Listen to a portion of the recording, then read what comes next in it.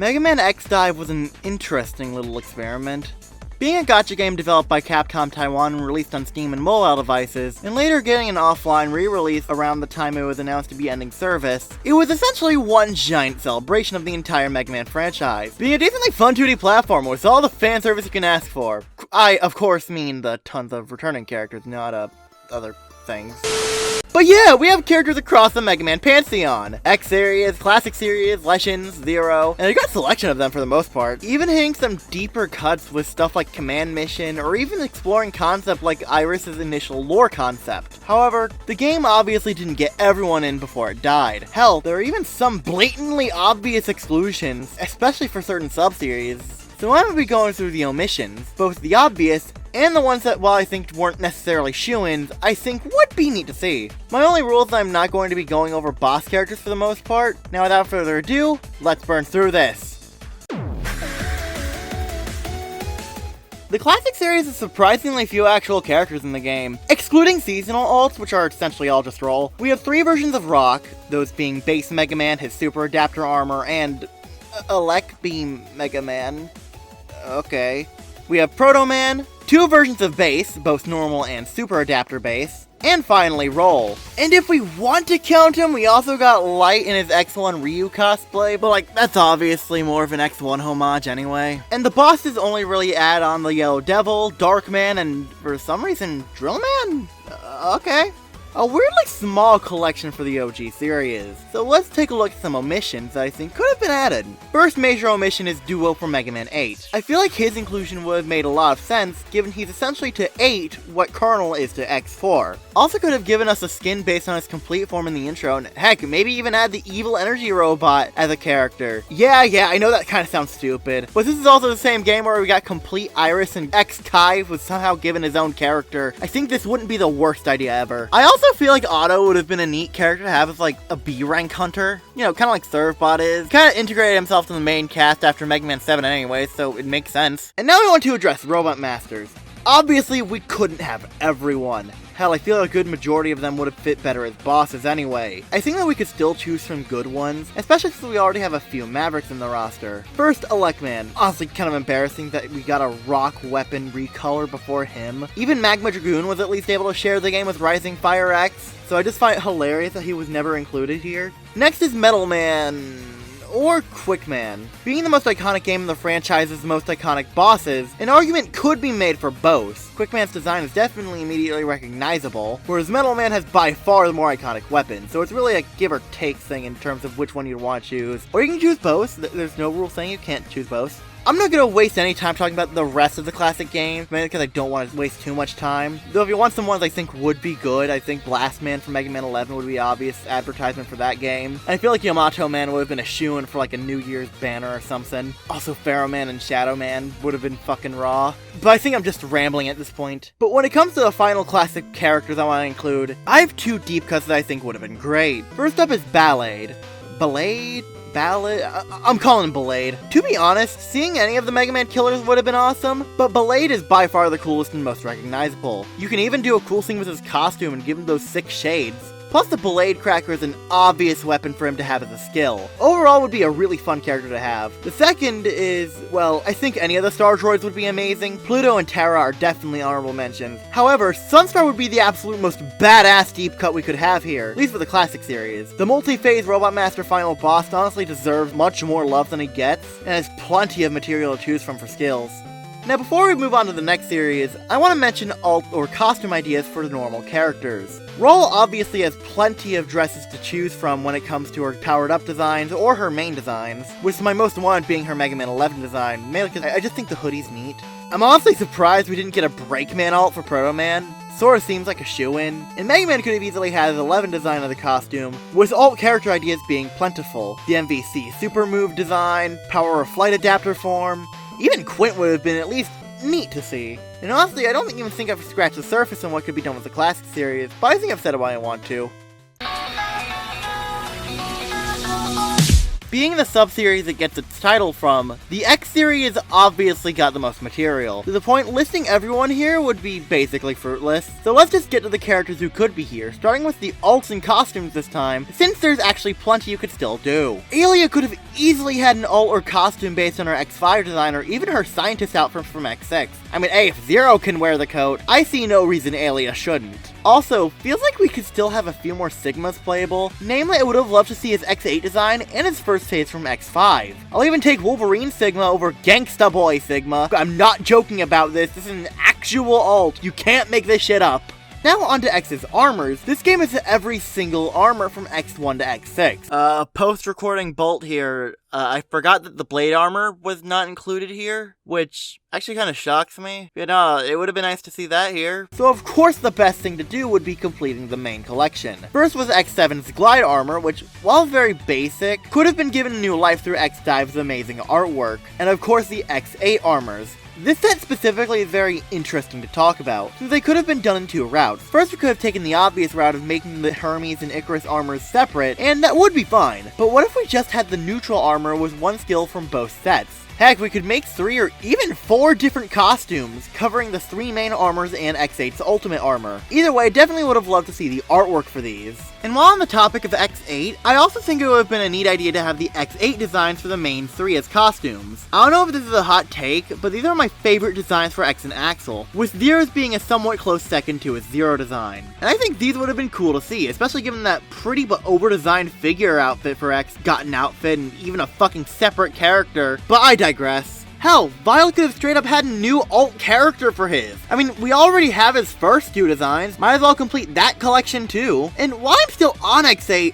how the hell did we miss White Axel? No, not White Day Axel, save that for Azoth 101's Valentine's Day screensaver. I'm talking about the upgrade form for him. I mean, we already have Black Zero. Why not go for the Lumine recolor? Oh my god, we never got Lumine. Yes, I'm using this to transition to the new characters I'd want play. Like, what? How do we just ignore the last major villain of the X series? X8's most iconic new character. The man behind the 20-year-long cliffhanger. You know how many people would have killed to murder this fucker in multiplayer mode? Think of the abilities! Think of the potential second phase alter boss fight! Think of the new artwork! How did we never get him? God damn you, Capcom.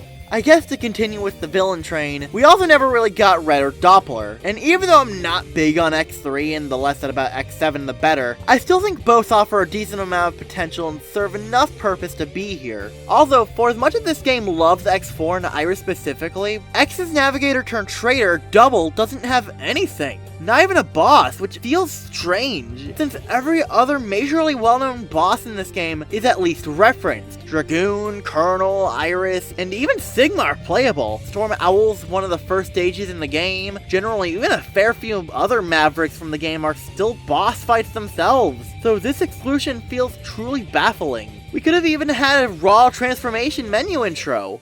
Just saying. I also feel like it would have been somewhat neat to have Berkana and Garrus, even if only as bosses. They're just really cool and unique designs for the X series, and would have given the Extreme games some acknowledgement, aside from one of Iris's ults, kinda.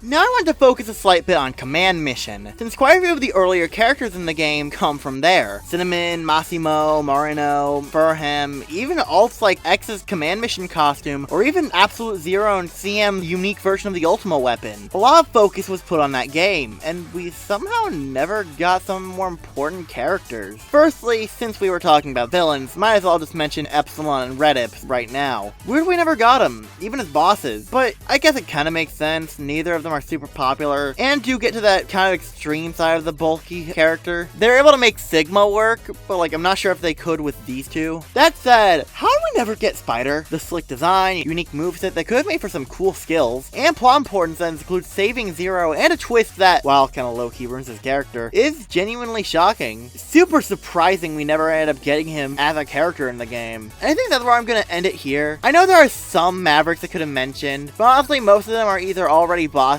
or will work better as them, and I feel like I've already talked about quite a good number of characters, so I'm gonna move on about 100 years or so.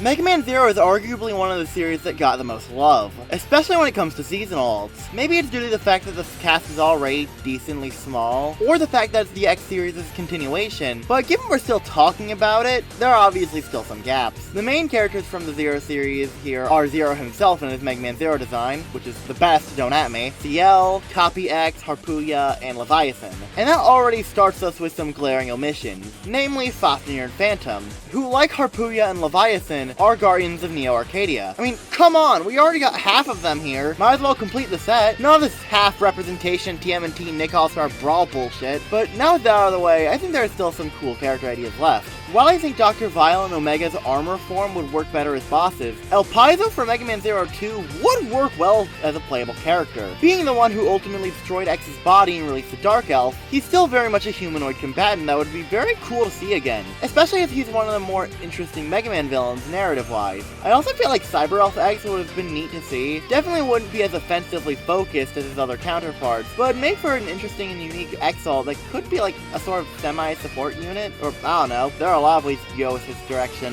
Nation Craft would also be cool to see. As Zero 4's major contributions to the cast, they have potential for skills. Crash could be a much larger character like Massimo, and Nage would add to this game's human roster, which would be cool. I'm sure there are more I could choose, but I think for the size of the series and the focus of the game, this works just fine.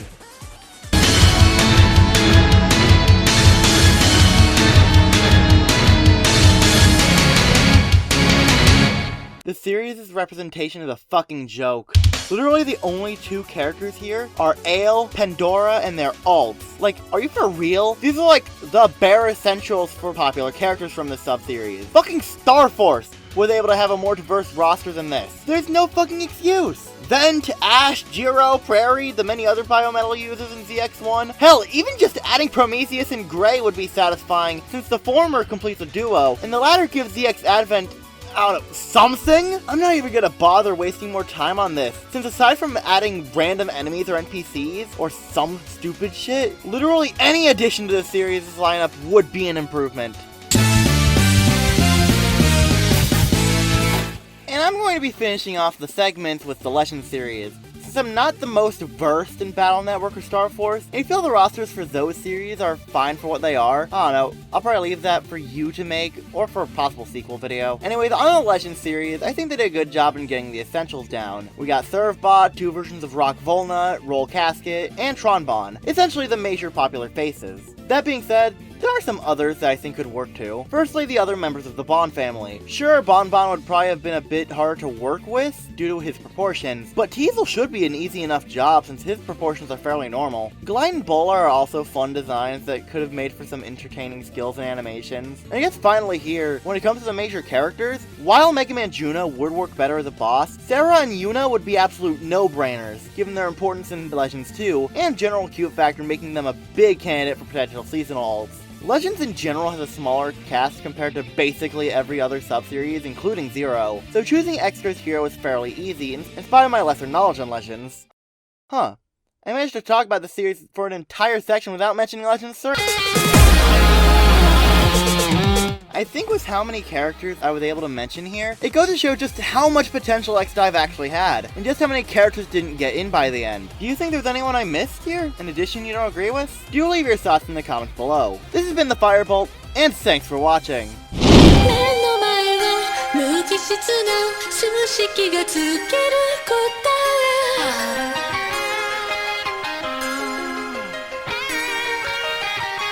閉ざされた領域から